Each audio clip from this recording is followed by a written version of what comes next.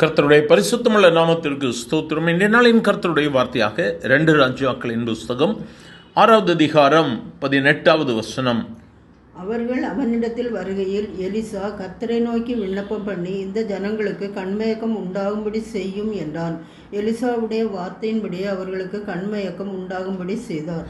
என கருமையானவர்களே, இந்த இடத்தில் எலிசாவினுடைய விண்ணப்பம் அல்லது எலிசாவினுடைய ஜெபத்தை குறித்து வேதம் சொல்லுகிறது. மிகவும் அருமையாக சொல்லப்பட்டிருக்கிறது. எலிசாவினுடைய வார்த்தையின்படியே.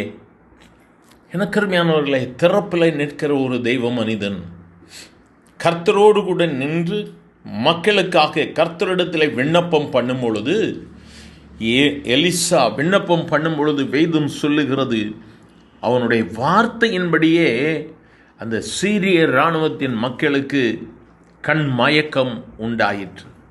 இது எலிசா செய்த 20வது அற்புதமாக வேதத்தில் குறிப்பிக்கப்பட்டிருக்கிறது. எனக்கு அருமையானவர்கள், எவ்வளோ அருமையான ஒரு தீர்க்கதரிசி, எவ்வளோ வல்லமையான ஒரு தீர்க்கதரிசி. இன்றைய நாளிலும் கர்த்தர் இப்படியாக ஒரு தீர்க்கதரிசி எழும்ப வேண்டும் என்று சொல்லி விரும்புகிறார். தேவ சமூகத்தில் திறப்பில் நிற்பதற்கு கர்த்தர் ஒரு மனிதனை தேடிக்கொண்டிருக்கிறார். கேட்கிற நாம் அதற்கு நம்மை அர்ப்பணிக்கலாமா? அவரிடத்தில் வருகிறார்கள். அவன் கர்த்தரை நோக்கி விண்ணப்பம் பண்ணுகிறான்.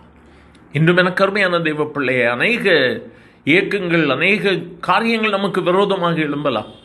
மாம்சீகத்தின் நிமித்தமாய் நாம் அவர்களிடத்தில் போராடவே முடியாது. அதில் பிரயோஜனமே கிடையாது.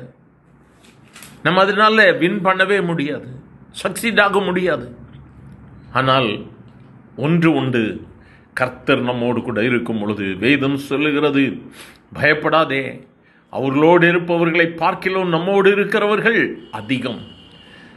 நிறைய பேர் இருக்காங்கன்னு சொல்லி சோர்ந்து போயிட்டியா? நிறைய வல்லமை இருக்கவங்களுக்குன்னு சோர்ந்து போயிருக்கிறியா? அதை காட்டில வல்லமை கர்த்தர் நம்முடைய முழங்கால்களிலே கொடுத்திருக்கிறார். எலிசா ஜெபிக்கிறான், அவர்களுக்கு கண்மயக்கம் உண்டாயிற்று. வல்லமையை கர்த்தர் தேவ பிள்ளைகளுடைய கரத்தில் கொடுத்திருக்கிறார். உபயோகப்படுத்தலாமா? ஆண்டவர்கிட்ட கேட்கணும், ஆண்டவரே இந்த வல்லமை எங்களுக்கு தாங்க ஆண்டவரே. அற்புதங்கள் முடிந்து போகவில்லை, அதிசயங்கள் முடிந்து போகவில்லை. இயேசு ஜீவிக்கிறார். அவர் ஜீவனுள்ள தேவன், அவர் அற்புதங்களின் தேவன், அவர் அதிசயங்களின் தேவன். தம்முடைய பிள்ளைகளை வெட்கத்திற்கு உட்படுத்தவே மாட்டார். சோர்ந்து போயிருக்கிறியா? உன்னை குறித்து அநேகர் பேசுகிற வார்த்தைகளை கேட்டு நீ கண்ணீரோடு கூட இருக்கிறியா? தெய்வ சமூகத்தில் ஜீபிக்க ஆரம்பி. இந்த வல்லமை எனக்கு தாரும் என்று சொல்லி கேட்கலாமா? எங்கள் அன்பின் ஆண்டவரே, ஆசீர்வதிக்கப்பட்ட இந்த காலை வேளை எலிசாவுக்கு கொடுக்கப்பட்ட அந்த வல்லமை கேட்கிற ஒவ்வொருவருக்கு கொடுமாப்பா. உம்முடைய நாமத்தை மகிமைப்படுத்தும்படியாக இவர்கள் உபயோகப்படுத்தி அநேகரை கிறிஸ்துவனை வழிநடத்தக்கூடிய சாட்சிகளாக உம்முடைய பிள்ளைகளை எழுப்பும் ஆண்டவரே. கண்ணீரோடு கூட கெஞ்சி நிற்கிறார். நீர் ஒருவருக்கு கடனாளி அல்லப்பா. உம்முடைய நாமம் மகிமைப்பட வேண்டும். அன்று அற்புதங்களை செய்த என் இயேசு இன்றும் அதிசயங்களை செய்கிறார் என்று சொல்லி ஜனங்கள் சொல்லும்படியாய் உம்முடைய வல்லமை கேட்கிற ஒவ்வொருவரையும் அறப்பட்டும், ஒவ்வொருவரும் எலிசாவை போல மாற்றும். ஆசீர்வதியும். இயேசுவின் நாமத்தில்